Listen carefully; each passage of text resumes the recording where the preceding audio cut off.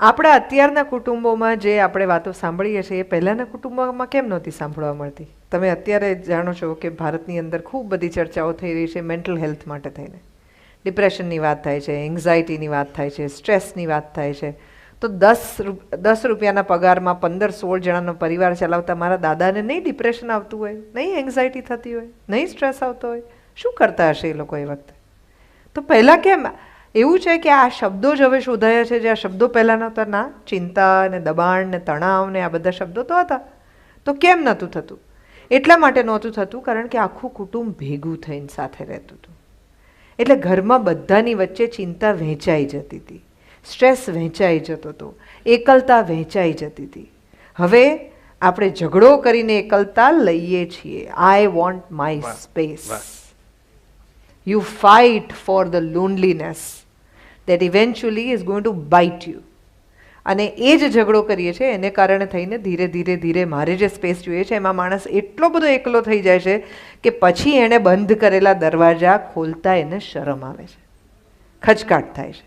પછી એમ થાય છે કે મેં જ કીધું હતું કે મારા કુટુંબની વાતમાં વચ્ચે નહીં પડવાનું, હું ને મારું ફેમિલી ને હું ને મારું આમ ને હું ને મારું કામ ને. એમાંથી હવે કેવી રીતે મોટા ભાઈને જઈને કહું કે હું મૂંઝવણમાં છું?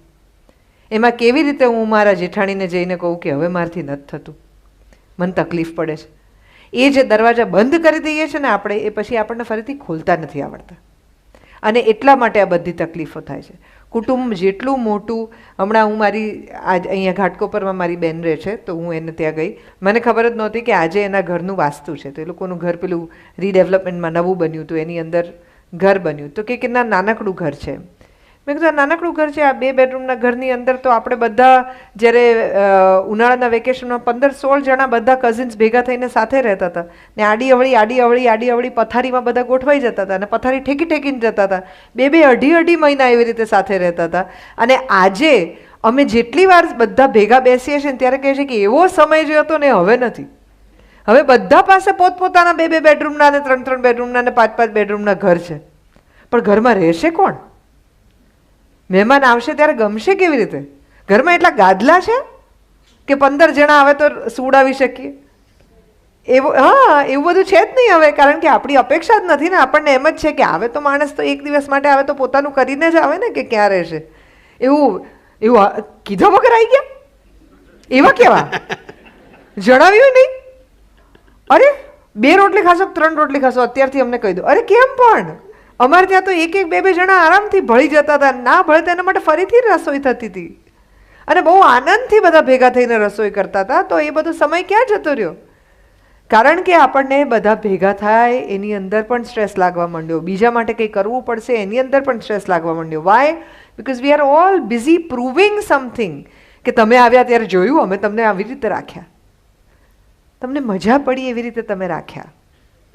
તમારી પાસે જેટલી જગ્યા હતી એટલો તમે રાખ્યા નહીં. એ જગ્યા ઘરની જગ્યા નથી, એ જગ્યા મનની જગ્યા છે. કે ગમતા ને વહાલા ને સ્વજનો માટે તો ઘરમાં જગ્યા હોય જ, કરવી ના પડે. એ તો ગોઠવાઈ જાય, એને ગોઠવવા ના પડે. જ્યારે આ બધું બદલાય ત્યારે એની સાથે સ્ટ્રેસ ને પ્રોબ્લેમ્સ ને આ બધું આવે. So the more you have people, the richer that you are. સૌથી વધારે મોટી અમીરી જિંદગીની અંદર શું છે? કે તમે માણસો કમાયા છે. તમારી તકલીફમાં કોઈ માણસ આવીને ઊભા રહે છે. કેટલા માણસ ઊભા રહે છે ને એ તમારી કમાણી છે. પેલા બાયપાસવાળા દાદાજી કહે છે ને કે કેટલા લોકો બહાર આવ્યા છે, એ પોતાની કમાણી ચેક કરે છે કે મેં એટલા લોકો કમાવ્યા છે કે મારા માટે આવીને ઊભા રહે છે. તો that becomes a very important address for happiness.